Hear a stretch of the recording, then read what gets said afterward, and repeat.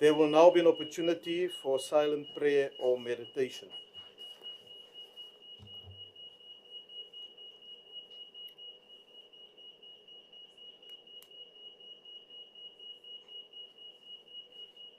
Please be seated. I would have hoped by now that the ringing of the bells would have stopped. Maybe one of the chamber assistants may request the NCOP that our sitting that is scheduled for 2 o'clock is now starting. I cannot invite the minister to address us under these circumstances. So just bear with me, please. Thank you. You see, as soon as the Honourable Ndlozi approached the back door, the red light stopped flashing. Now, good afternoon, honourable members. I will request the Secretary to read the order.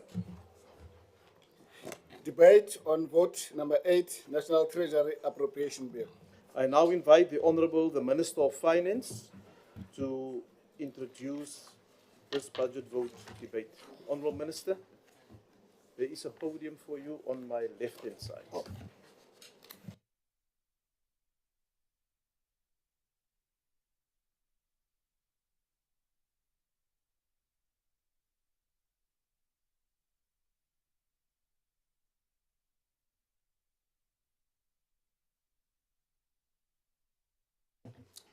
Honorable Chairperson of the Standing Committee on Finance, Standing Committee on Appropriation, fellow members of this House, Honorable House Chair, it is a privilege to deliver before you and before the country the year's budget vote for National Treasury. Budget vote for National Treasury, not for the country, for the department. In its case, people get confused. We will also continue to strive to improve the transparency of budget, maintaining high-quality data management and analysis, and to provide appropriate advice for the stability of public sector wage bill and the international development corporations.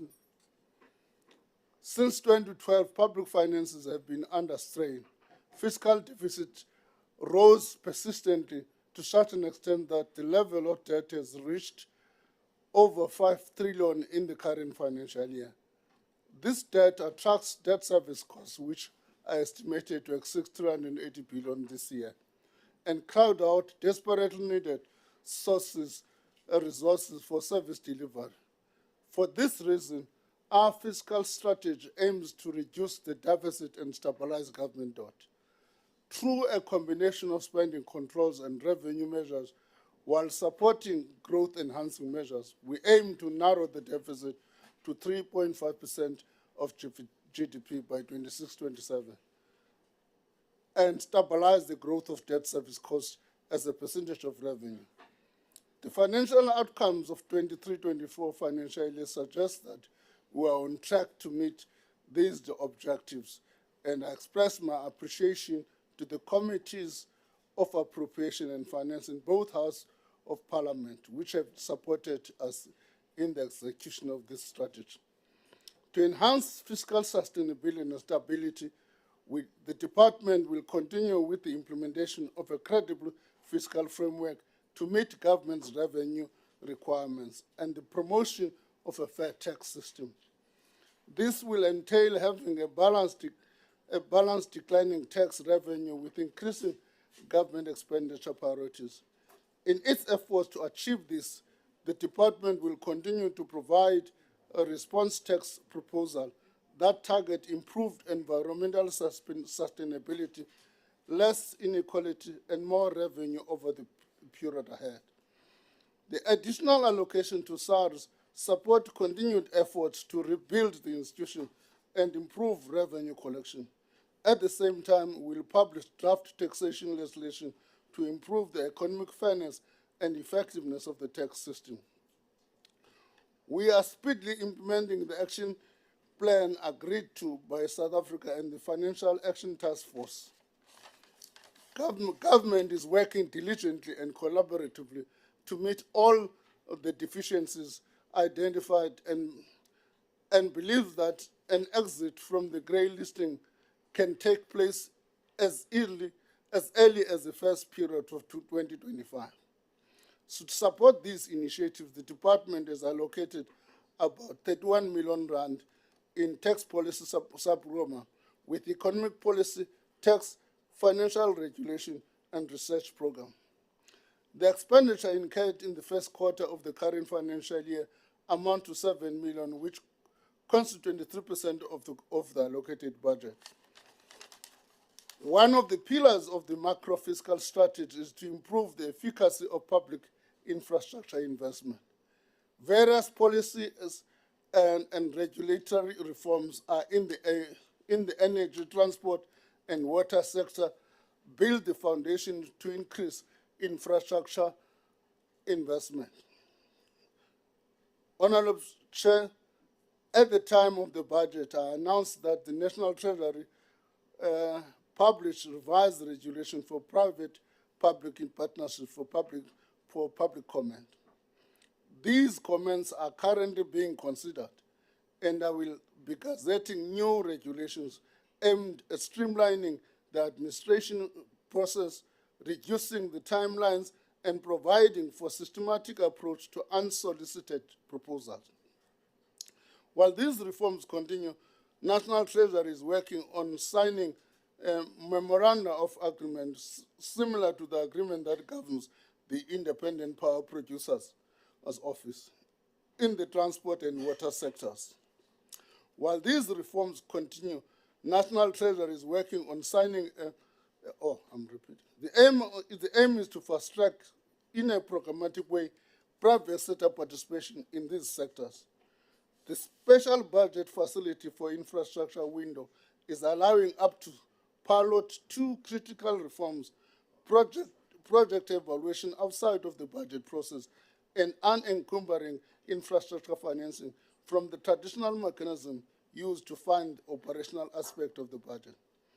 Reforms associated with the latter will be included in the medium-term budget policy statement.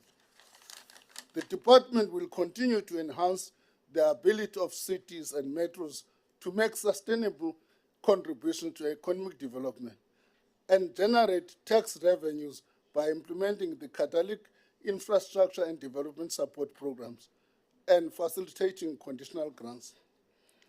Through the implementation of the township's economic development strategies in 5 targeted metros, that is City of Cape Town, City of Ekurhuleni, eThekwini, Nelson Mandela Bay, and City of Tshwane.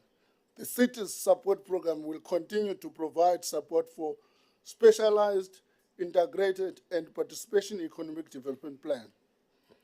This is expected to result in 35 catalytic projects over the medium term in strategically targeted areas within metropolitan cities, intermediate cities, and rural towns. Similarly, through the Neighborhood Development Partnership Grant, the department aimed to implement urban network plans through 20 infrastructure development projects in targeted metros. The Municipal Finance Improvement Program will continue supporting financial management reform to address financial management problems in local government. The department plans to comprehensively redesign the program to enhance support provided to all spheres of government to improve financial management compliance, support, monitoring, and oversight in local government. To this end, over the medium term, the Catalyst Infrastructure and Development Support Program is allocated 94.9 million with an expenditure of 44.5 million in the first quarter. The conditional grant in the direction of Neighborhood Development Partnership Grant for 24-25 financial year amounts to 1.3 billion in the facilitation of conditional grant sub-program. Both sub-programs are in public finance and budget management program. The department has introduced the smart meters in indirect grant over the medium term. This grant is aimed at supporting local government efforts to improve efficiency, billing accuracy, and service delivery by empowering municipalities to deploy smart meters technology. Cabinet has approved budget increases to provisional equitable share amounting to 101 million billion, 101.5 billion rand over the medium term period for adjustment related to compensation of employees in the education and health sectors, and to the South African Revenue Service of 1 billion per year, 24-25 and 25-26, to improve the collection capacity. Over the same period, a decrease of 6.5 billion was implemented in non-compensation areas within the provincial equitable share. Debt service costs account for estimated 37.3%, 1.2 billion of direct charges against the National Revenue Fund over the period. House Chair, the intervention that I've outlined are just some of the measures that will be undertaken in this last financial year of the execution of the department's current 2020 to 2025 strategy plan. The plan focuses in the department's efforts on ensuring sustainable public finances, coherent economic policy, and sound financial controls and management of public finances. I express my appreciation to the Director General, Duncan Peters, and staff of the National Treasury who continue to execute their responsibilities with dedication and commitment. I also wish to thank the President, Cyril Ramaphosa, the Deputy President, Paul Mashatile, for their ongoing support. Let me also thank the Deputy Ministers of Finance, Dr. David Masondo, and the newly appointed Deputy Minister, Mr. Ashwa Sarupen, as well as my cabinet colleagues for their continued support. We look forward to the support of this Honorable House in delivering in our mission and our mandate. Thank you. With beautiful speech. Thank you, Honourable Minister.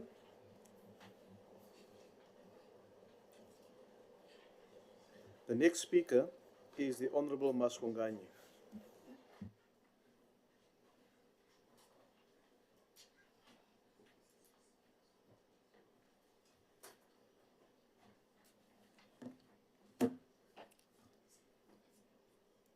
Thank you, Chairperson, Minister, honorable members, South Africans. I hereby table the report of the Standing Committee Finance, which was adopted on Monday, the 14th July. At the same meeting, we also had the opportunity to engage with the Minister and the DG to discuss the department's APP. APP is an instrument that assists the committee to hold the National Treasury and the entities that report to National Treasury accountable. National Treasury plays a crucial role in ensuring that the financial and the economic stability of the country is intact. The primary function of National Treasury is to manage the budget preparation process, ensure that national priorities are reflected in fiscal planning and expenditure, oversee revenue collection, expenditure, and regulate public entities. Over the past 30 years, National Treasury introduced significant reforms to enhance fiscal transparency. These included the PFMA, MFMA, MTBPS. These initiatives placed South Africa amongst the top global performers in budget transparency. National Treasury also introduced the MTEF. These helped in aligning policy priorities with budget allocations and ensuring fiscal discipline. Reforms to the Auditor General's office strengthened independent scrutiny of government spending. Working together with SARS, National Treasury modernized the tax administration to enhance revenue collection and compliance. The committee welcomes the reforms to enhance provincial and local government fiscal frameworks. The committee commends National Treasury for implementing the action plan agreed with FATF to address deficiencies, aiming at exit from the grey list by 2025. Minister, there is a challenge here.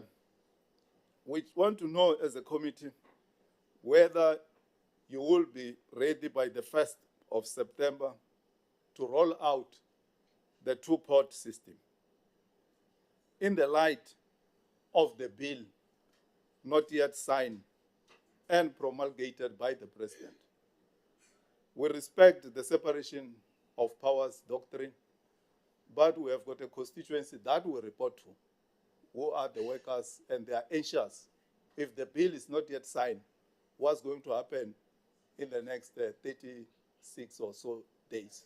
Because we are not sure whether you have also put together the regulations to roll out that two-pot system. The same applies for the Public Procurement Bill, Minister, through you, Chairperson, which is an important piece of legislation to transform the public procurement regime in order to benefit the previously disadvantaged. You'll remember that in the last Parliament, we went all out to make sure that these two bills are passed by Parliament because they are very crucial to society and to those stakeholders in particular. In the light of the challenges that the country is facing, National Treasury should foster higher and more inclusive economic growth, address fiscal vulnerability, and stabilize public finances. The stabilization of the debt should be amongst the key priorities of National Treasury and government in general. We have been raising this issue quite several times, and I think we'll create space that with National Treasury, we discuss the issue of the debt management strategy, because debt is one of the fastest growing budget items, growing faster than education, health, and social development. And we don't want to create problems for generations that will come after us. National Treasury must expand the efforts to stabilize SOEs to ensure that they are financially sustainable. This House, in the past, has intervened by transferring money or taking resolutions to get money transferred to SOEs. But is there a turnaround strategy for these SOEs? Are we seeing anything positive compared to the money that has been transferred to those SOEs and the outcomes, or is problems and business as usual? We'll have to go into details to discuss this issue, Chairperson. Government must table a clear program and or action plan to address the issue of inequality, poverty, and unemployment. The IPU is a serious problem in the country. And as a committee, we have agreed that when we go for induction in August, committee induction, the issue of IPU, inequality, poverty, and unemployment must be discussed probably for the whole day, because you, Minister, and National Treasury and entities will be there in that induction. It's a serious problem, more especially youth unemployment. It can't be business as usual that many more and more graduates are joining those who are unemployed out there. Moving towards conclusion, Chairperson, what is also important, Minister, that you have to explain to the public is the issue of the National Treasury playing oversight role on the banks and the financial institutions in general. We can't ignore what is happening in the country or being debated, the issue of the VBS. And I'm not sure whether recently you have issued a statement in that regard. I haven't been following you. But it's a serious matter. And to follow not so long, we'll have, as we have raised before, the issue of the Itala Bank. National Treasury must play a proactive role in regard to oversight. We know the role of SARB. We know the role of the Prudential Authority. But you are the minister. Those ones are not elected. You are elected to account directly to the public. And the public out there is crying that money has been lost through reckless investment by municipalities and reckless spending or allocation by those banks. And I think there must be consequences. This is a matter of national importance, and I hope at some stage you will have to come back to this House and tell the public as to what are you doing to strengthen oversight by National Treasury, despite the role of SARB, FSCA, and all those organs, to make sure that the little investment that the people have are protected. Chairperson, I move that the National Assembly approve the committee report and the National Treasury budget of 33.2 billion rand. That carries. Thank you, Honourable Member. The next speaker is the Honourable Bateman, who will deliver a maiden speech.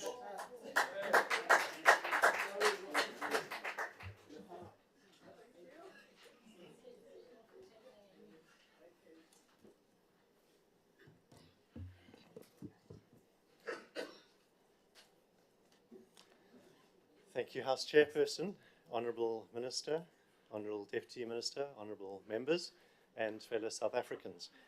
The National Treasury looks after the people's money. It advises and manages the government's economic policy, finances, and budget. And how well the National Treasury does its job has a significant impact on the well-being of all South Africans. And I would like us to reflect today specifically on the suffering of our unemployed youth. South Africa's unemployment rate increased from 20% in 1994 to 33% today, and 41% if we include discouraged work seekers. And our youth are the worst affected. 7 out of 10 are not able to find work. And these are people's lives. I'd invite us just to reflect for a moment, if we were in their shoes. It is a national tragedy, and it is also a national emergency that we do something to address this. It's also clear that our current strategies are not working, so we need some fresh thinking, and I hope to provide that this afternoon.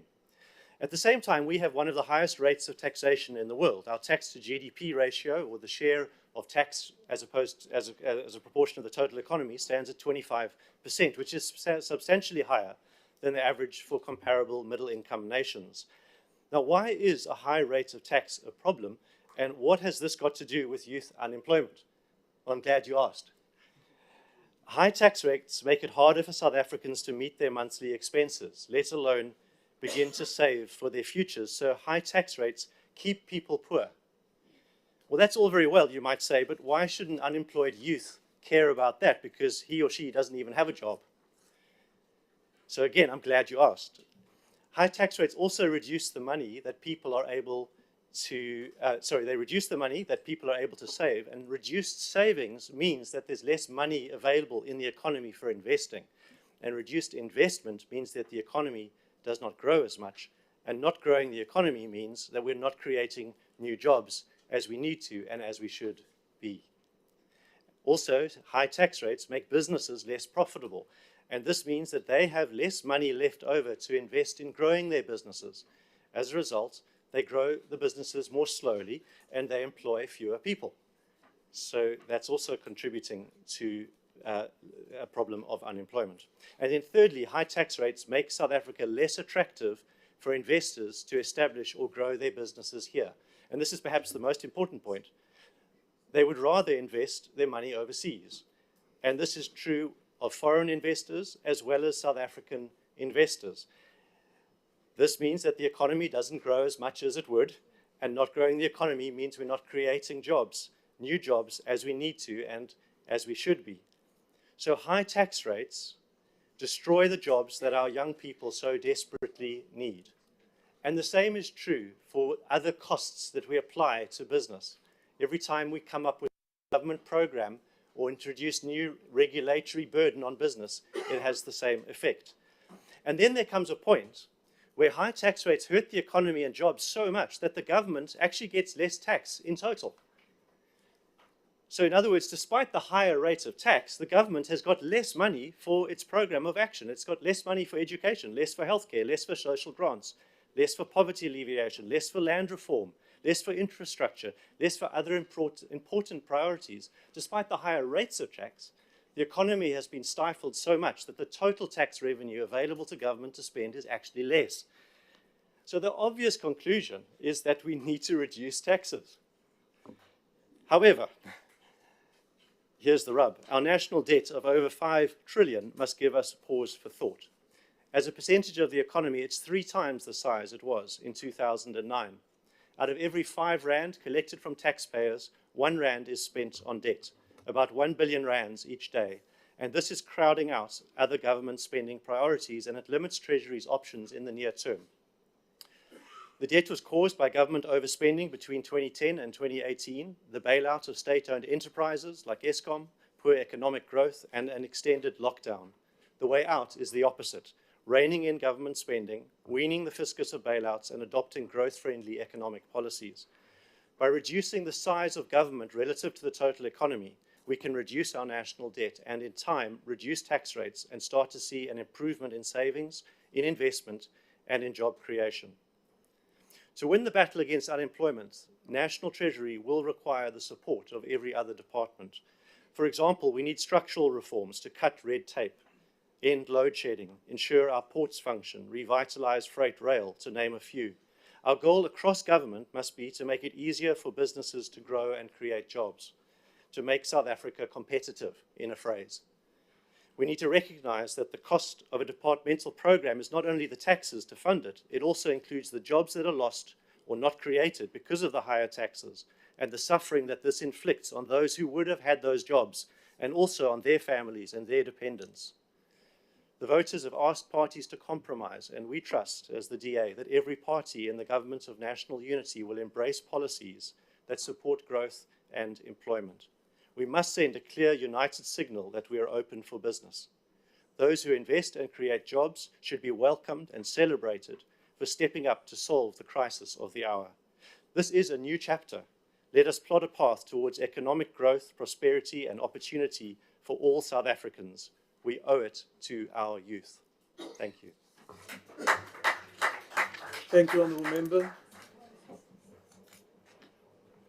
The next speaker is the Honourable van Rooyen.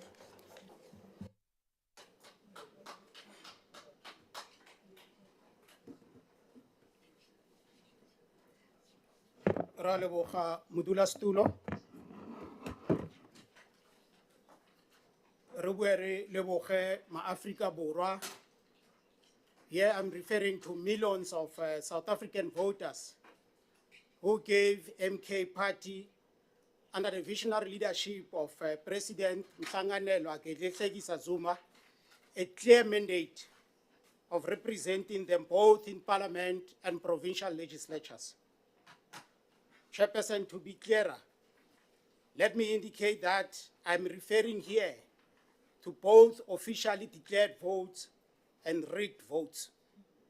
As MKP, we commend and fully support all efforts underway to expose and challenge the rigged election process. Hence, the collective of MK Party parliamentarians, we take this opportunity to convey our message of support and encouragement to Comrade Malesela Mukonyama from Limpopo, who is currently working from his hometown to Nkandla against vote rigging that took place under the watch of the IEC. Chairperson, allow me to dedicate on behalf of MK Party my submission to this budget to Comrade Hollinghood Mzwandile Kushu, popularly known in the area of MLO and Sekunda as the People's Warrior. Chairperson, it was on this day, 19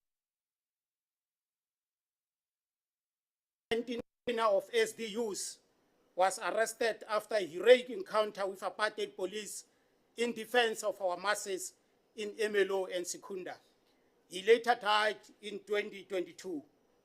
May his fighting spirit continue to live among us. Chairperson, MK Party perceives National Treasury as a ministry that is central and crucial to the core mandate of the government of the day. In our view, National Treasury is the engine of what is supposed to be a developmental government serving public good and majority interest. Our assertion is further confirmed by the founding principles of National Treasury as a ministry. Since its establishment, the ministry has been striving to ensure, through various government ministries, the improvement of living standards of South Africans. Chairperson, the million-dollar question that this budget vote is still missing and just scratching on its surface is why, after 30 years in power, the National Treasury is still missing the bull's eye. Why, after 30 years, all development indicators are pointing south. The richer are getting richer, the poor are getting poorer. Poverty and unemployment are on steroids.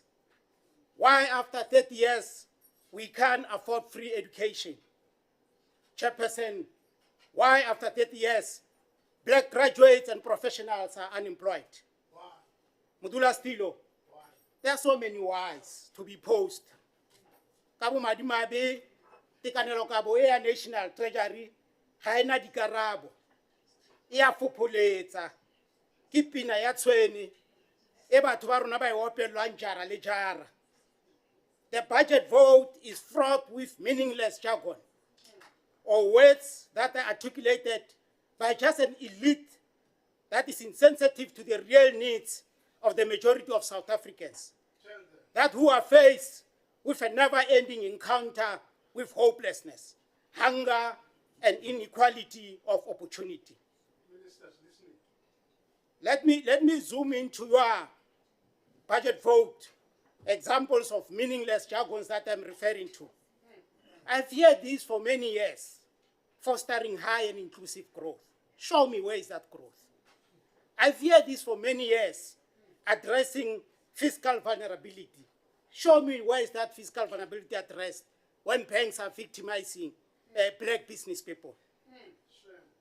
Balanced approach to stabilize debt. I've heard this many times. Restoring the integrity of the municipal sector. Almost all municipalities in South Africa are facing challenges of finance. Participation in World Bank and IMF to strengthen South Africa's position in these forums. Is that position strengthened? This budget board, Chairperson, is just buying time for for the rich minority to continue milking the national resources and procrastinating the true liberation of the masses of our people. To compound matters, Chairperson, this budget vote is extremely silent about the bloated cabinet composition caused by the so-called GNU. I don't know what is this thing. Modula stula tota fela. Gate bagolo ba itse leso legolo ke setheo. Whoever thought that pro-white DA that has been advocating and campaigning for a trim cabinet will be a beneficiary and part of a bloated administration? Hypocrites told lies to be voted into power. Grunewald, the friend to a killer of my chief of staff, Comrade Chrisani. Whoever thought that Grunewald will be in bed with the ANC of Chrisani? Whoever thought that? I'm happy because the masses of our people are no longer blindfolded to be misled. Hence, they have shown it, and they will continue to do so through the ballot box. Our view as MK Party is that the root cause of this ill-advised intervention is because National Treasury post-apartheid was reconfigured in such a way that it favored apartheid-created white monopoly capital and its global network, at the expense of the majority of the people who voted it in power. And this stalled economic most of South Africans. A closer look at National Treasury will reveal that it is structured in such a way that it's able on its own to determine the economic policy reforms without robust political accountability. The way it operates, you might even think that it is a standalone or a super ministry. Minister, as a product and a former leader of the working class struggles, we hope you will agree with our summarized analysis, not unless your trade unionist gene has been erased from your DNA. Yes. National Treasury and its leaders' proximity to big-owned, white-owned businesses is very conspicuous, to an extent that National Treasury is viewed as a proxy to these big businesses than a ministry to serve the majority of South African populace. A typical and very sad example is how all former National Treasury ministers and senior officials are beneficiaries of a revolving door system, easily absorbed into senior strategic position by these big white-owned companies after their tenure at National Treasury. Hence, it is a common practice that anyone appointed as a Minister of Finance must be blessed by white monopoly capital or the most feared or the most feared markets. If not, the currency will be undermined and manipulated. Honourable Member, your time is now expired. Interesting, Chairperson. Thank you very much, Chairperson. I must confess that on behalf of MK Party, we are not going to support this budget vote. Thank you. Thank you, Honourable Member. The next speaker is the Honourable Shavambu.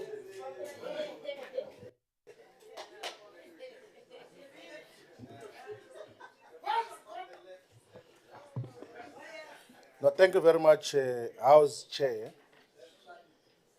We, as the economic freedom fighters, want to state clearly here, without any fear of contradiction,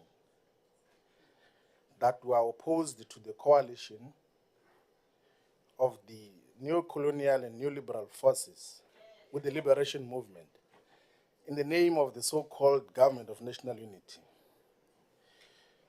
We believe that the liberation movement and all the progressive forces should have risen above their subjective political conditions and build unity of forces whose umbilical cords are buried in the same yard and constitute a progressive government premised on the values and aspirations of the Freedom Charter, progressive internationalism, and a commitment to redress the imbalances of the past brought forth by colonialism and apartheid. We have not yet concluded, Chair, that the liberation movement has totally crossed the Rubicon into enemy territory. It is, however, on its way there, and when it is there, we will treat the liberation movement as an enemy force and not as a political opponent. there are voices in the liberation movement that can still be rescued on its way to enemy territory where we're going to treat it as an enemy force. Now, the National Treasury has got a legislative obligation and constitutional obligation to coordinate South Africa's macroeconomic policies and accept the production of research papers. There is nowhere where National Treasury has got to coordinate and guide macro and microeconomic policy in a manner that is going to achieve not only the expectations of society as a whole, but its own medium-term strategic framework objectives and commitments.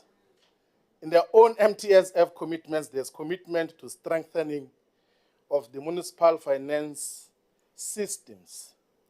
But 173 of the 257 municipalities are in huge financial distrain, and their budgets have collapsed. They have got a commitment to reduce wasteful expenditure and fruitless expenditure, but all of that has collapsed. The National Treasury has got an obligation to promote localization and industrialization through its procurement power. But there is no localization or industrialization that is happening due to the buying power of National Treasury. There is no regulation that commits, that binds those who procure on behalf of the state to procure locally and locally produced goods and services. It has got an obligation to stabilize the debt to GDP ratio. South Africa currently expends more than 380 billion rands on debt service costs, which is the biggest expenditure item in the budget of the state. More than any other expenditure in education, in healthcare, in the security services. It's a dismal failure out of its own obligations. National Treasury has got an obligation to combat the use of tax havens as destinations of the wealth that is generated out of South Africa. Up to so far, after we had raised it, it's more than 10 years now. There's not yet a coherent and cogent policy position and legislation to combat the usage of the tax havens and illicit financial flows.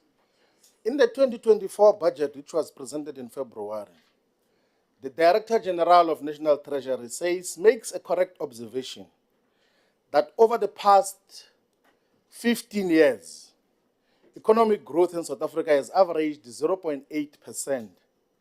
And this is far below than what is needed because the population growth is far higher than that, meaning that over the past 15 years, South Africa is getting poorer.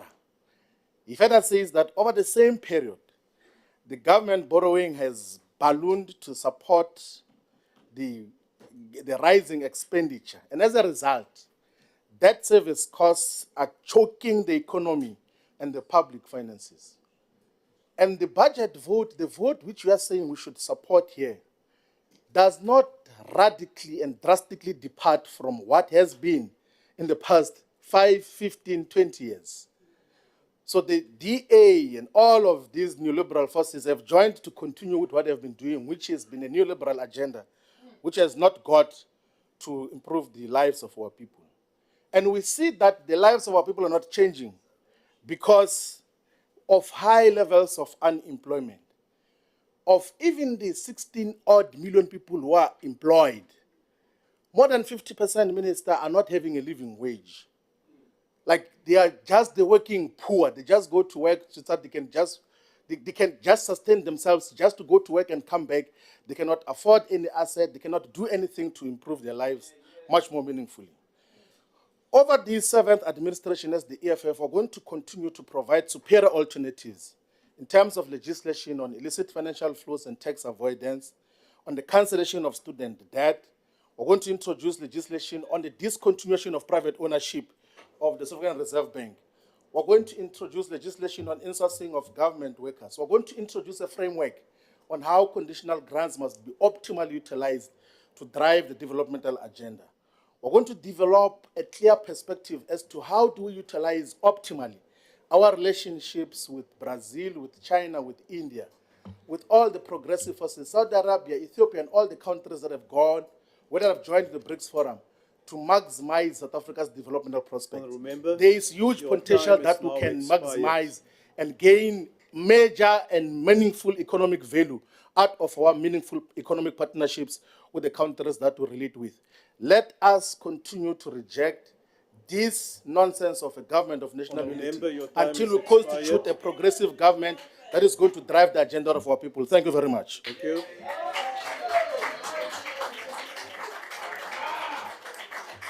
The next speaker is the Honourable Adebe.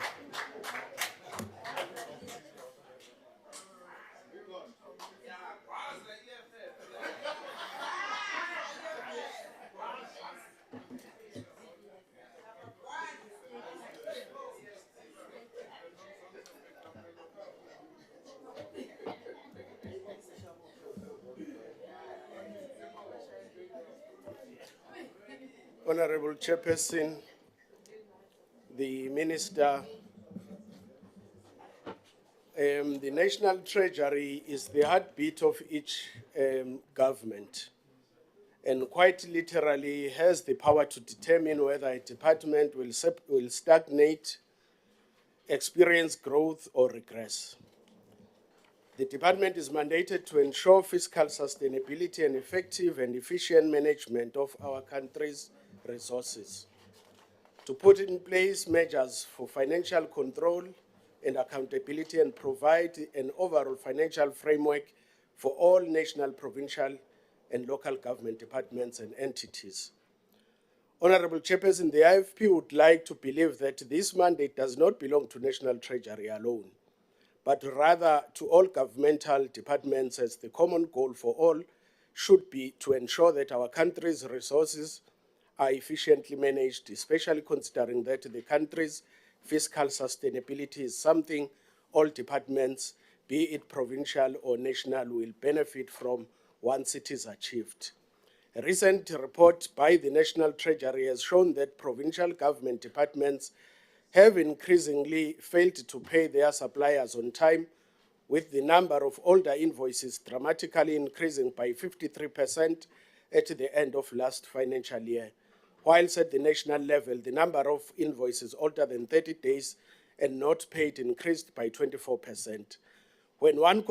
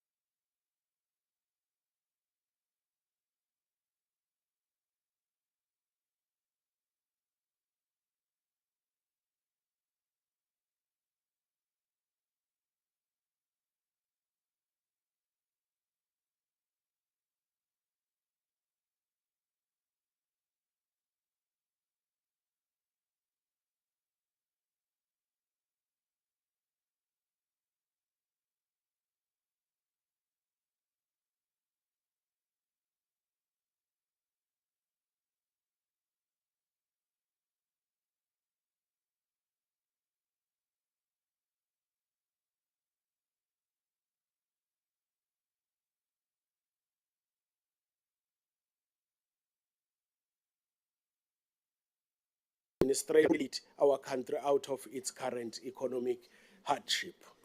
Honorable Chairperson, an area of concern is the increasing electricity tariffs by Eskom on municipalities that supply electricity.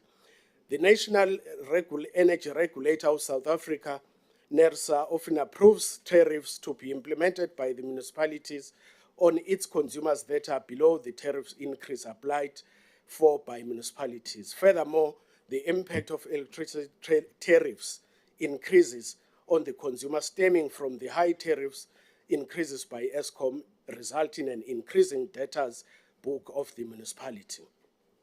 This, together with the high tempering in areas of supply and the need to maintain and upgrade electrical infrastructure, places immense pressure on the ability of municipalities to generate sufficient revenue to be sustainable.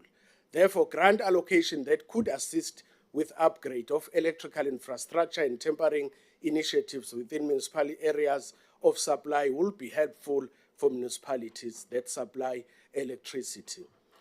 It is also recommended that grant funding must be provided to municipalities to implement smart metering, noting the huge and increasing electricity losses that municipalities are currently experiencing. On that note, Honorable Chairperson, I would like to say that the IFP, unlike the VBS coalition, wishes to place it on record that we support this budget vote of the National Treasury. I thank you. Thank you, Honourable Member. I will now call on the PA. Is the member from the PA in the House?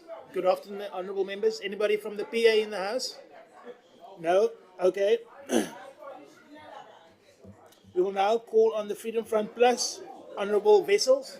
Thank you. Quiet in the House, thank you. Order. Thank you very much. You may proceed. Thank you, Chairperson. Chairperson, it is possible to debate for months at end, maybe for years, maybe for decades, maybe for centuries, about what the best ideologies and policies are that will get an economy going sustainably, that will create opportunities. Some of us might be right, some of us might be wrong, and some of us might just be speculating. But what we can't debate about is the fact that if there's no service delivery, there can't be employment creation, there can't be economic growth. And the other thing that we can't dispute is when there's money being stolen, that is that of governments, state funds, then that money could have been spent on service delivery, which would have created a conducive environment for job creation and economic growth.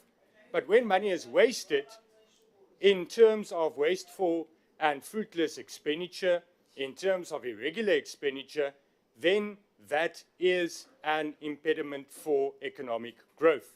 And we cannot afford that. And Minister, then Treasury must start playing a role to set an example.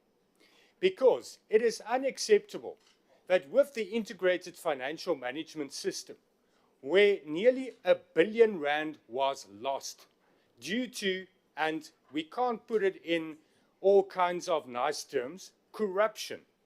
It is then a very bad example that is set by National Treasury. And there I agree with the Honourable Khadebe that every government department must play a role to ensure that there's no irregular expenditure, that there's good financial management. But National Treasury does have the constitutional obligation to set that example of good financial management. But when Treasury themselves are guilty of irregular expenditure, such as with the integrated financial management system, and then denies up until today that it was corruption, it sets a very, very bad example.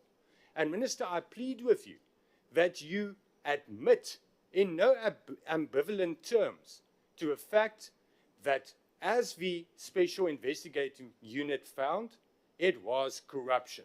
And it should never, ever happen again. We cannot allow big companies such as Oracle to exploit the South African government as they did with the IMS.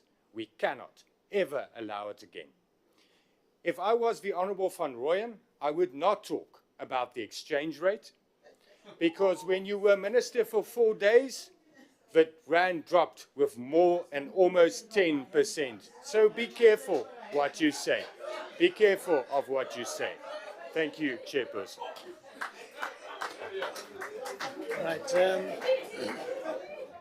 I will now be calling on ActionSA, Honourable Beasley. Thank you. Thank you, Honourable Members. Thank you very much. Chair, Minister, Deputy Ministers times 2. Minister, is there still 2 deputies or are there more tonight? Still 2. Members of this committee, South Africans. National Treasury is mandated by the Constitution and the Public Finance Management Act to promote efficient and effective management of expenditure in all spheres of government, including public entities and constitutional institutions. Despite being well funded and having beautifully worded performance plans, it is quite clear that the National Treasury has and continues to fail dismally within this mandate. And there are numerous examples of this. A prime example, Minister, is the bloated cabinet. In the last 20 years, the National Executive has increased from 36 to 76. The sixth Parliament had an inflated cabinet of 66, and despite fiscal constraints facing this country, it is bizarre that this has now been increased to 75. Not only is this bloated cabinet extremely expensive, inefficient, and a waste of scarce government resources, but importantly, Minister, it sends the wrong signals to all those employed by the state and public entities. How can you, Minister, and others in the National Executive tell officials to spend resources better when you are part of the problem? You can't tell people to tighten their belts when your own belt is getting considerably looser. There are real consequences to National Treasury failing in its mandate to ensure fiscal resources are spent better. An area that is very close to my heart is that of funding to non-government organizations. These organizations provide vital services to the most needy in our society, including the elderly, abused, disabled, and orphan and vulnerable children. The funding to these organizations have remained stagnant over the last numerous years and are currently being slashed due to so-called budget constraints. Tonight, throughout the country, there are many vulnerable and orphan children in the NGOs who are having a smaller meal and possibly going to bed hungry due to reduced state funding. Yet those in the National Executive are eating more of limited state resources. In short, orphan and vulnerable children are eating less, and the cabinet is eating more. It can't be right. It is not right. Another consequence is that many programs within the National Treasury are being cut. This includes the reducing of funding to SARS. SARS is facing substantial cuts, with a real cut of 1.3 billion. These cuts are significant. Without a well-functioning SARS, state revenue will be limited. SARS plays a pivotal role in South Africa's democracy by collecting over 90% of government's revenue. In effect, government, by cutting SARS's budget, is biting the hand that feeds it. This defies all logic. Rather than cutting SARS's budget, SARS should be further capacitated to increase revenue collections by targeting the political elite and other criminal syndicates that through illegal activities remain outside the tax net. Chair, in conclusion, it's time that the people of South Africa are prioritized and come before power, position, perks, and the Blue Light Brigade. South Africa needs a rational, non-compromised voice in this committee that talks truth to power and puts the people first. ActionSA will be that voice, and we commit to being a constructive opposition party. We will support what is good, and we'll make a stand what is wrong. In that regard, Minister, and taking into account that vital programs are being cut while the inefficient and ineffective spending of state resources continue unabated, ActionSA will not be supporting the National Treasury budget. Lastly, Minister, it is a disgrace that orphan and vulnerable children are going to bed hungry tonight and the Cabinet continues to get fatter. It is a national disgrace and says everything wrong about this government, this department, and society at large. It must change. Thank you, Honourable Member. I will now call upon the Honourable Deputy Minister of Finance, Honourable Sarupen.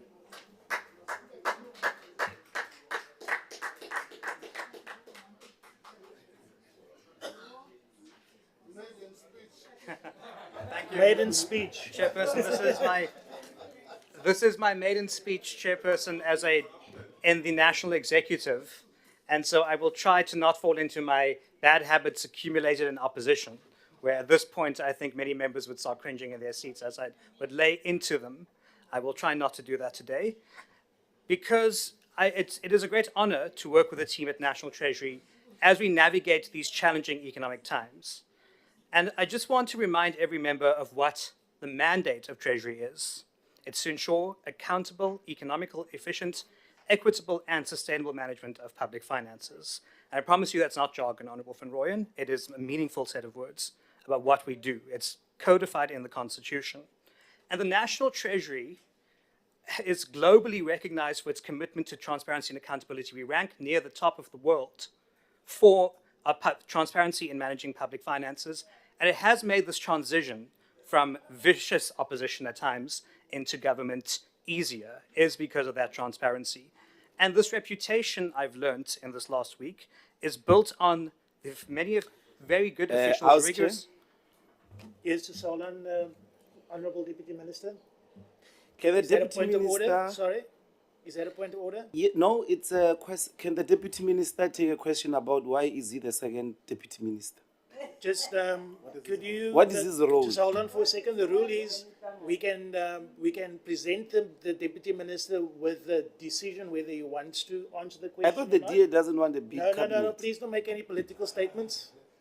We are trying to conduct the business of the House. Would you like to answer a question? Outside. Okay, no problem. We Please can speak continue, afterwards. Deputy Minister. We'll speak afterwards, don't worry. I have a full list of delegations we can discuss. But the reputation of Treasury is built on its rigorous adherence to the principles of open governance, detailed financial reporting, and its robust internal oversight mechanisms. And by ensuring that financial data and budgetary processes are accessible and understandable to the public and international observers, we have not had to go to the IMF or World Bank for a bailout like what we've seen elsewhere in the continent. And in fact, most debt, to settle this question once and for all, is rand denominated, and about 91% of it is not IMF, World Bank, or any of those institutions. And that has helped South Africa through some very difficult times. We must not get involved in conspiracy theories here. And this transparency has enhanced fiscal management at times, and it's strengthened our position in financial markets so that our bonds in the last week, in case you missed the Bloomberg article, has actually been the top ranked in the world in sales at the moment. So South Africa certainly is picking up a good reputation as a place to invest, and we must not lose sight of that. Now, I just want to go into responding to some of the many comments that were made. I'm not going to respond to the various points of populism or the political points. We'll get to that point on the 25th when many of the members will discuss the politics of the budget. But I just want to address, first up, Honourable Beasley, you mentioned the SARS budget cuts. And I think you are very, very capable and clever, and I agree with a lot of what you have said. And so I just want to disabuse this notion. When you're a newcomer, you would not understand the structure of the budget yet, and that's fully understandable. It's easy to confuse year and your budget, year and year budgets with project budgets. So in the baseline budget for SARS, if you go to page 102 of the budget review document, and I double-checked this before getting to this meeting this morning because I did read your press statement. If you go to page 102 of the budget review document 2024, you'll see that over the medium term from 2023, SARS's baseline budget has been increased by R500 million a year, and in this year it's up by another $1 billion. When you look at what it's cuts, it's not cuts. SARS runs very specific projects, IT projects and so on, and when those reach end of life, then obviously that money goes out of the system. But the baseline budget, look at the 3-year MTEF, and I double-check this and triple-check this to make sure that we did get the accurate information to you. And I do want to thank you for raising the issue, but I did give you my business card. You have an open line. Please pop in and let's go through this in detail and explain it to you. So I welcome that. I also want to welcome the comments on illicit financial flows. We must get off the grey list, and the Minister is working very hard on that.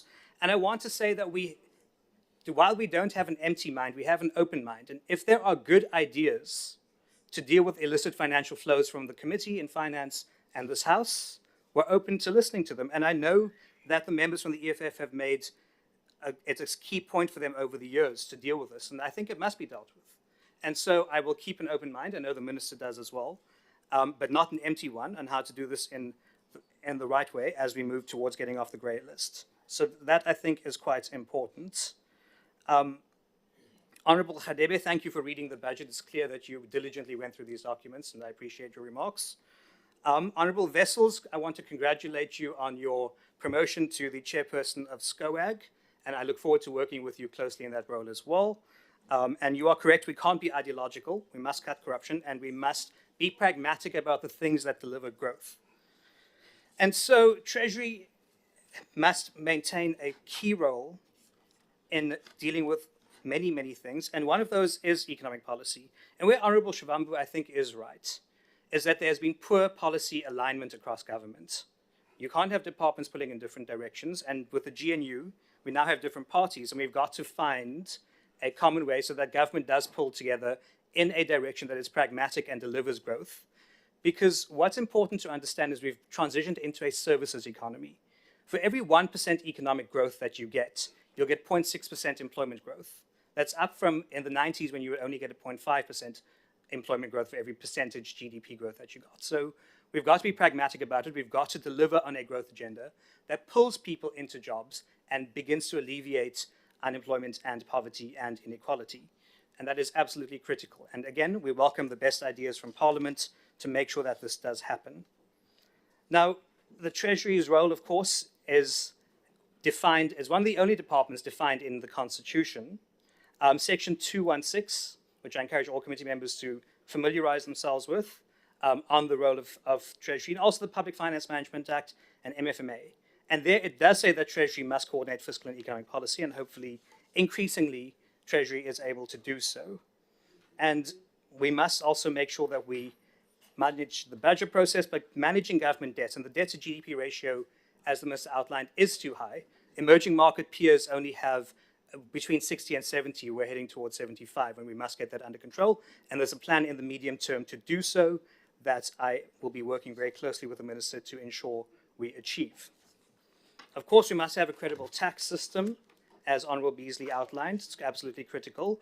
We must support sustainable employment, and there's programs on that Treasury funds. We must support infrastructure development. And this is where I want to spend some time on Operation Vulindlela, which I'm not sure everyone is familiar with. It certainly didn't come up in the debate. But it is one of the most critical aspects of what the government is doing, and we're moving into phase 2. It was established in 2020 by former Minister Mboweni to introduce a series of structural reforms into the state to unlock economic potential. Its inception was a response to the pressing needs for reforms in network industries based on the 2019 Treasury paper, and focus on energy, logistics, and broadband spectrum, amongst other areas, to ensure that we foster competition, open these sectors up to competition, and begin to grow the economy. And if you read the article by Carol Payton in News 24, this has been one of the most successful programs in the state. And it has addressed significant bottlenecks within sectors. We finally got the broadband spectrum auction done. And by liberalizing markets and facilitating collaboration between different parts of government, Operation Vulindlela has, as per the News 24 article, averted economic calamity. And it has been particularly impactful, and it has received support from the business sector. It has enhanced public-private collaboration, and has led to tangible improvements. The Bureau for Economic Research at the University of Stellenbosch has projected that sustained economic reforms driven by Operation Vulindlela could add up to 2% to South Africa's GDP, and this projection is considered conservative. Their model indicates that real GDP could be 7.7% higher in the baseline, with investment increasing by nearly 197 billion rands by 2029. So, looking ahead, Operation Vulindlela will continue to prioritize reforms in energy and logistics. We must open the freight rail network to open access. We must make the energy market more competitive and get more megawatts onto the grid, as we all know.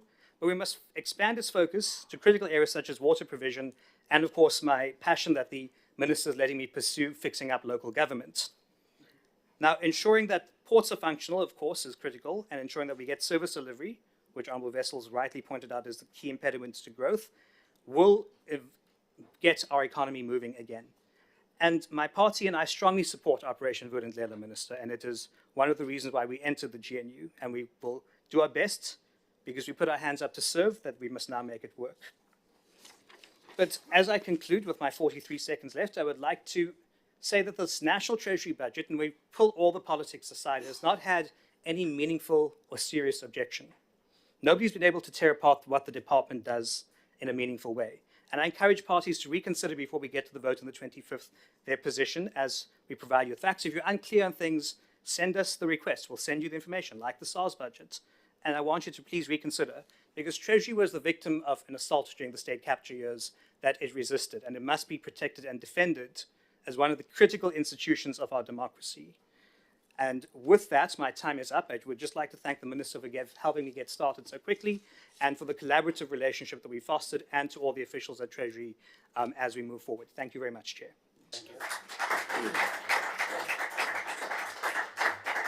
I'd like to recognize the honourable member with the hand up. Chairperson, I know this is Parliament, and this is a committee of Parliament, and heckling is allowed, and it's part of Parliament. But those of us that aren't participating in this debate have come to listen to the debate, not listen to other members converse loudly throughout the debate. Can we please respect the rest of us and have your conversations outside and listen here, heckle when you have to, but not speak incessantly through the debate? It's just rude and bad form. Honourable members, can I just make a ruling on it? The rules is very clear. You may heckle, you may, but you may not interject to such a point that the speaker may not be heard. So that's as simple as that. Thank you. I'd like to find out, is the member from the UDM in the House? Member of the UDM? No. Member of RISE? Member of RISE? No. Bosa, Honourable Mani, please approach the podium. Thank you.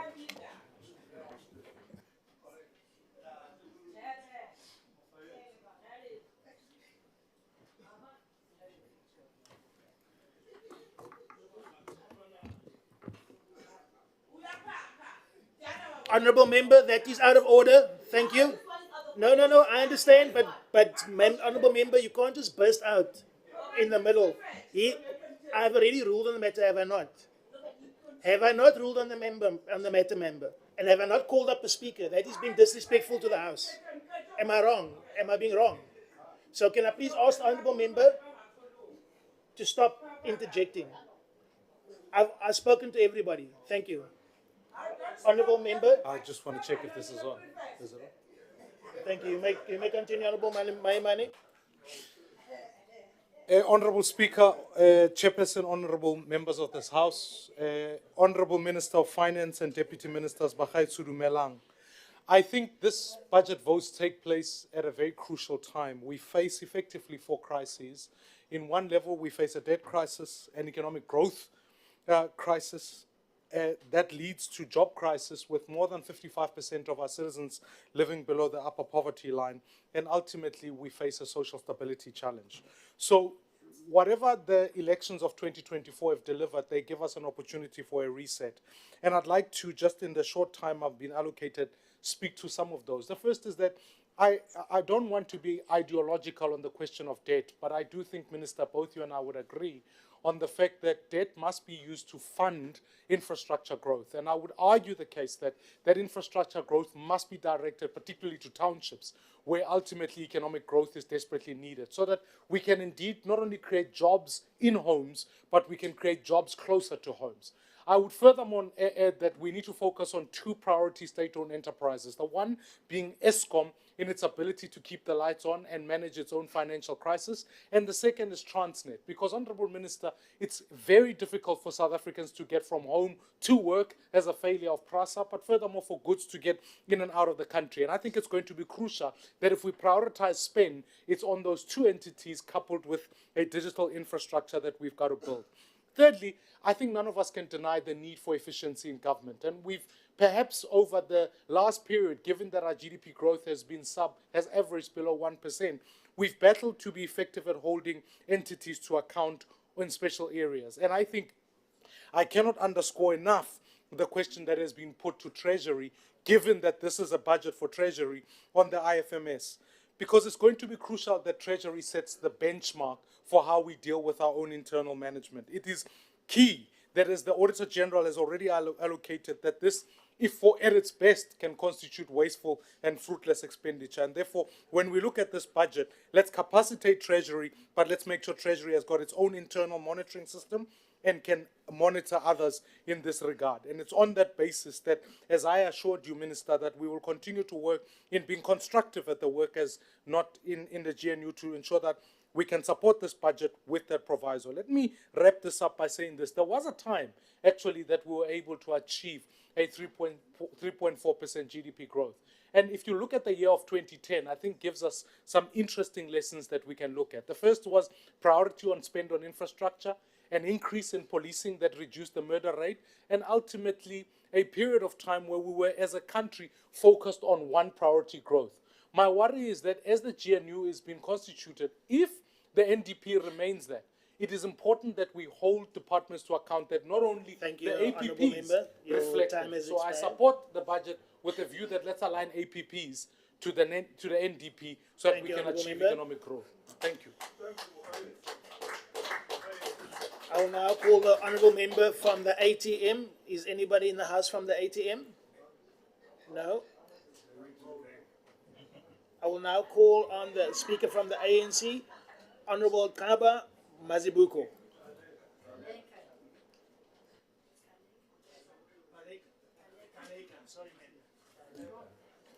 We still will change that. It'll get it right next time. Right. Apologies. Honorable House Chairperson, Honorable Minister and Deputy Minister, Honorable Members, fellow South Africans.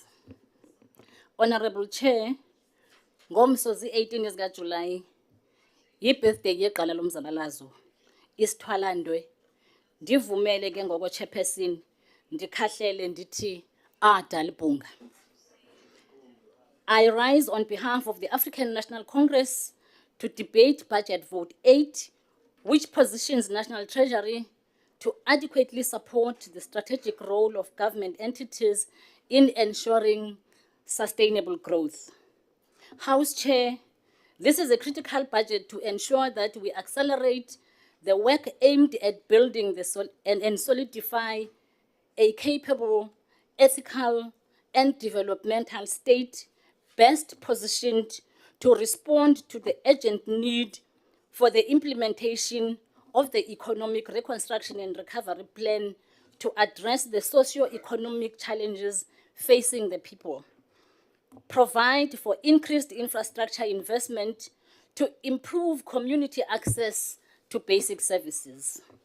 Honorable members, this budget provides support to the establishment of an infrastructure link to economic and spatial development, integrated, sustainable rural development program, and urban renewal, promotes public and private investment in infrastructure and public services on an ongoing basis.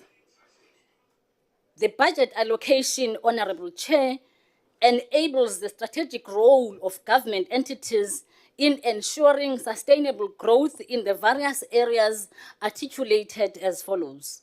The infrastructure projects and financial management support, wherein implementation of 35 catalytic infrastructure projects allocated 2.9 billion over the medium term in strategically targeted areas within metropolitan cities, intermediate cities, and rural towns.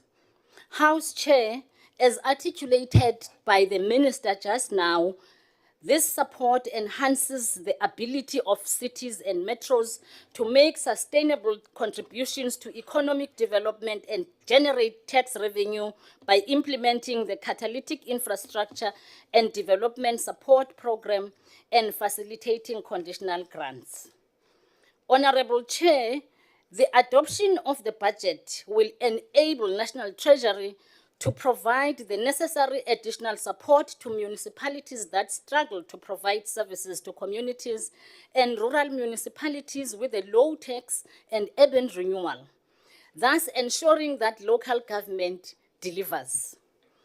Honorable members, as the ANC, we call for all measures to be put in place to provide capacity building, including technical, planning and project management capacity to maintain all public infrastructure and prioritization of budgeting to this area of work to ensure sustainable development. Honorable House Chair, South Africa faces a huge challenge of youth unemployment. I think one of my colleagues has articulated to this fact.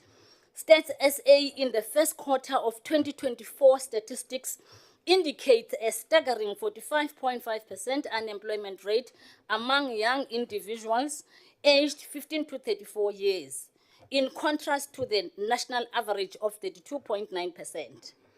Honorable members, the ANC is resolute in its commitment to put South Africa to work through public employment programs that create work opportunities in the public, small business, and social sectors.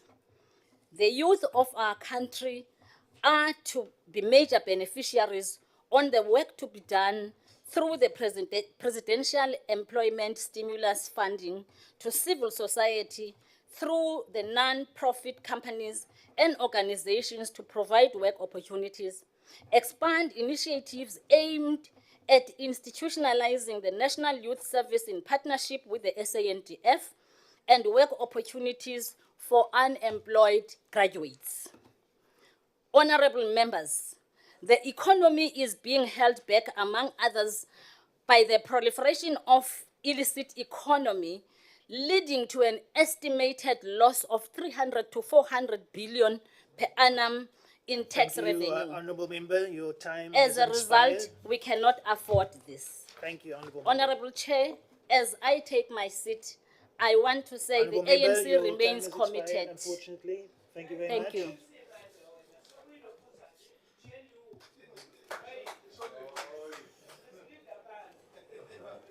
I will now call on the speaker from Al Jamal. Is the speaker from Al Jamal here? No. The speaker from NCC? No. Speaker from UAT? No.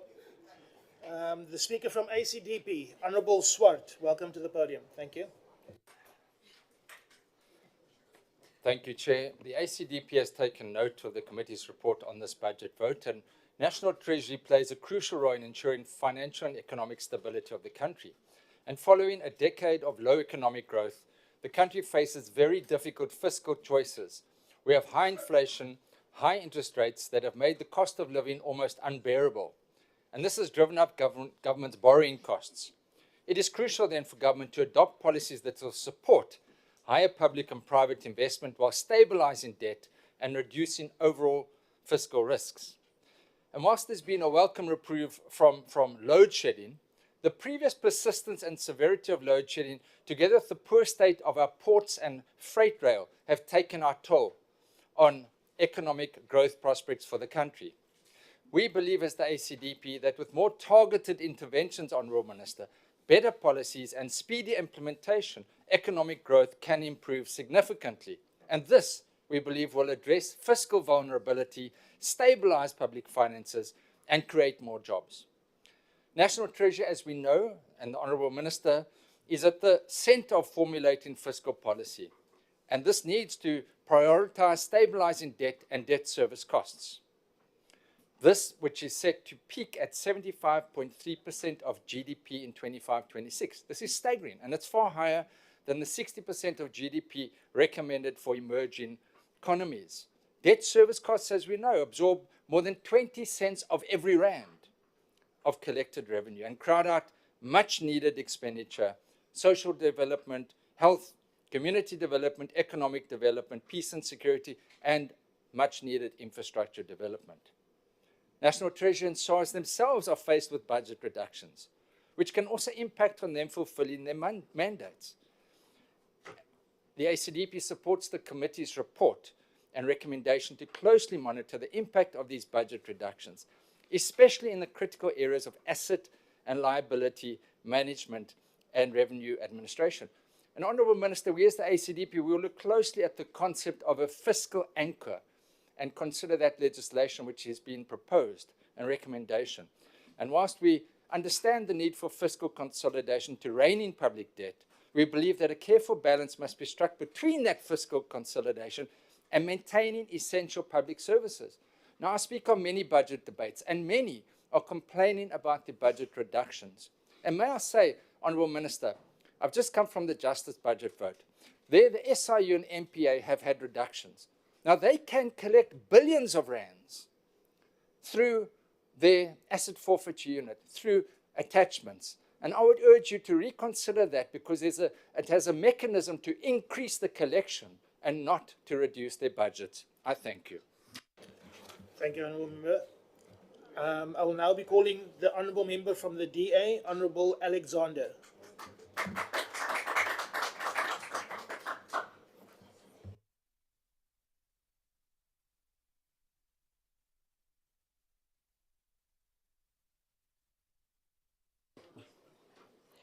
Today, we stand at a critical junction, and the decisions we make here will shape the financial landscape of our nation and impact on every life in South Africa.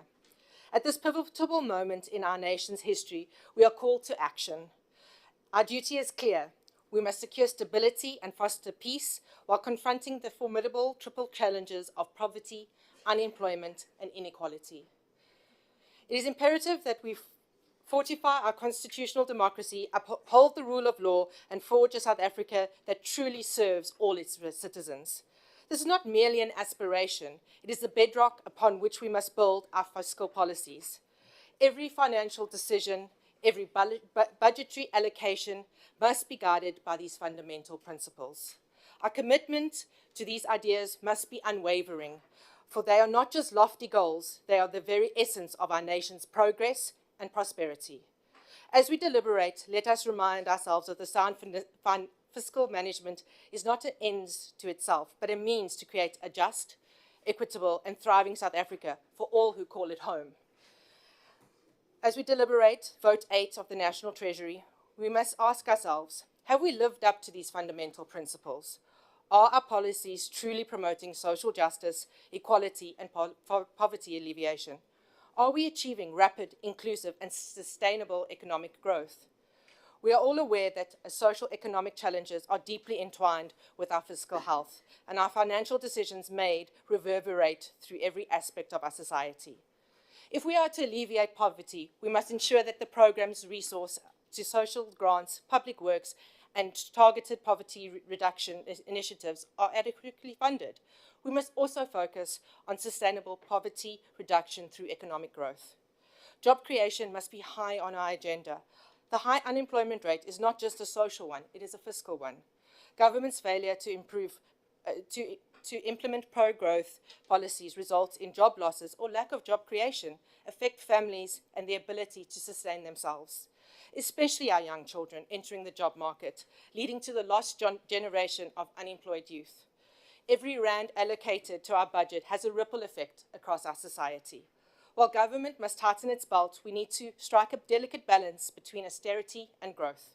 As the DA, we have long advocated for structural reforms, and we believe that it's essential for economic revival, like the concessions of our port and rail systems. The current state of our logistical infrastructure is a significant bottleneck for our economic growth. Our ports and our railway networks under the management of Transnet have been plagued with inefficiencies, underinvestment, and corruption. This has resulted in increased costs of business, reduction in competitiveness of our exports, and missed opportunities in economic growth. The time for half measures and incremental changes has passed. South Africa needs bold, decisive action to revitalize our economy and create opportunities for all our citizens. Public procurement, which accounts for a significant portion of our GDP, has unfortunately become synonymous with ineffectiveness, waste, and corruption. This is not only drains the limited resources, but it erodes the trust of our institution. National Treasury, as the custodian of public funds, must play a pivotal role in reforming the system. We are required not just a policy change, but the fundamental shift in a procurement culture, moving from a culture of corruption to one of performance and integrity. Every rand saved through effective procurement and is protected from corruption is a rand that is redirected to critical services. The failures don't just represent the shortcomings of policy, they translate into real hardships for many of South Africans. The Government of National Unity Statement of Intent provides us with a powerful reminder of the shared objectives and responsibility, which is social justice, redress and equality, and the alleviation of poverty. These principles remain as relevant today as when they were first articulated. They serve as a moral compass of our fiscal and economic policies, reminding us that our ultimate goal is to improve the lives of all South Africans.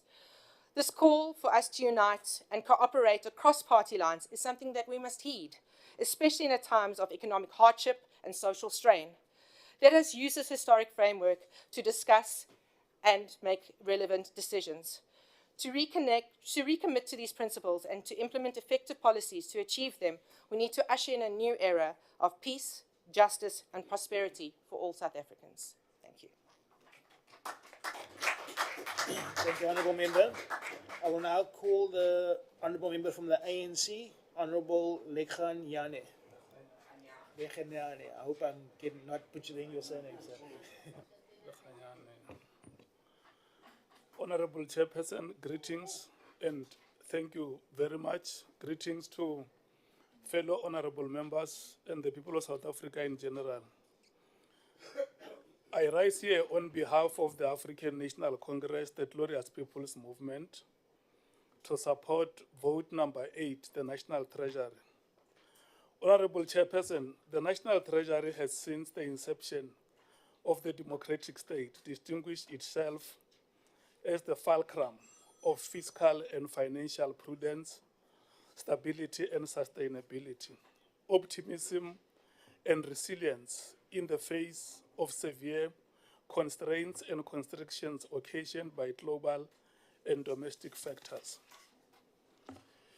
And we want to give credit as the ANC to the successive layers of administration, including the tenure in office of the capable Honourable Mr. Van Rooyen. Honourable Chairperson, our voters have listed unemployment, poor service delivery and corruption among the major grievances that afflict their lives. The African National Congress supports this budget vote with the firm hope that it will enable the National Treasury to accelerate pace and demonstrate its agility to ensure that the monies allocated to departments are used for the benefit of all South Africans. The Treasury is urged to intervene immediately when early warning signs are detected on financial malpractices, expenditure failures, and in particular the mismanagement of MIG at local government. Honourable Minister, the ANC unequivocally welcomes the additional allocation to the South African Revenue Services. SARS has shown visible signs of recovery,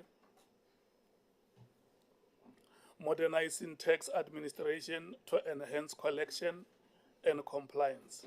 SARS, through collaboration with the Department of Home Affairs, should ensure that all businesses operating within the borders of the country are tax compliant, and it should also enhance its efforts towards combating illicit financial flows.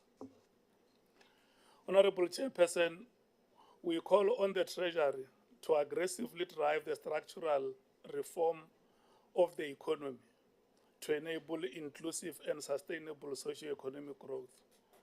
Unemployment among the youth is unacceptably high and is a potential source for future social instability and calamity. We have to mitigate against exponential levels of unemployment, deepening inequality and pervasive poverty. As I conclude, Honourable Chairperson, the ANC frowns at the smattering of parochial populist left-wing expectoration about monopoly capital and neoliberal manifestation. For through its conscious interventions, this government has made radical policy advances that most revolutions have not achieved. Amongst them, the National School Nutrition Program, the NSFAS, and recently the NHI. Lastly, Honourable Chairperson, as an advice by a fellow citizen, when a man has been in a romantic relationship with a woman and it didn't work, it is not usual for a man to move around shaming that woman For the woman may talk back and say the things the man did not want the world to know.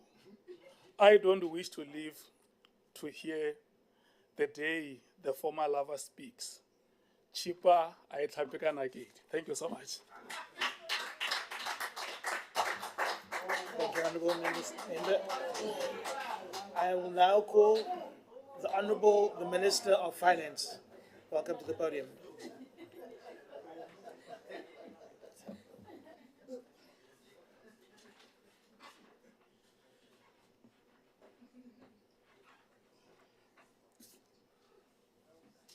Honourable House Chair,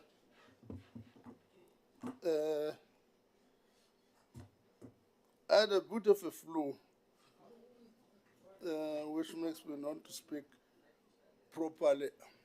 Let me start by saying we welcome the contributions, even from those who says we are not going to support the road. But the positive contributions I've made are welcome. I can assure you, Honourable Masanganye, that I'm doing everything possible to make sure that the two pieces of legislation you have referred to are signed before the end of this month.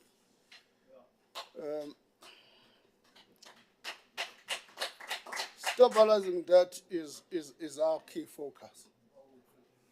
Correctly, as members have said, you see that the debt service costs are rising and have become the biggest spending item. And therefore, we've got to have a strategy to deal with that. Part of what we've tried to achieve in the last financial year is a primary budget surplus, whose intentions is to begin to handle that matter. And that primary budget surplus continues over the years. That's why you see after 25-26, the budget debt begins to decline. On SOEs, by the way, on SOEs, they've had a serious impact on our growth. If you look at, and by the way, the ANC has had the most growth in 40 years, between 1999 and 2007. Check your records of growth. The biggest growth period in this country in 40 years was during that period. And then came the global financial crisis, which put our economy back. But we're beginning to tick up third quarter of 2010. But what happened, which the members of MK Party cannot accept, is that state capture cropped in, led by their president. Documented by the Zondo Commission. That state capture, which undermined those institutions, what has been the effect of that? What has been the effect of that?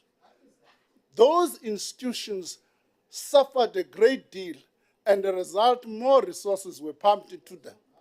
During that period, 520 billion rand was pumped into state-owned enterprise in the form of bailouts. Where did that money come from?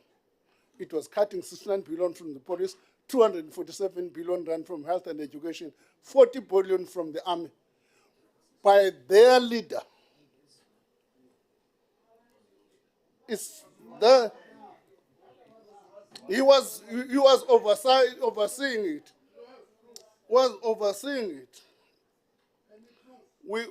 It's Zondo Commission, read the Zondo Commission. So, supervision of the banks is something we take seriously, Honourable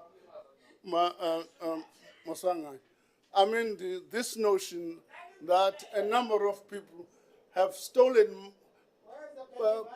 money of the workers was stolen in VBS.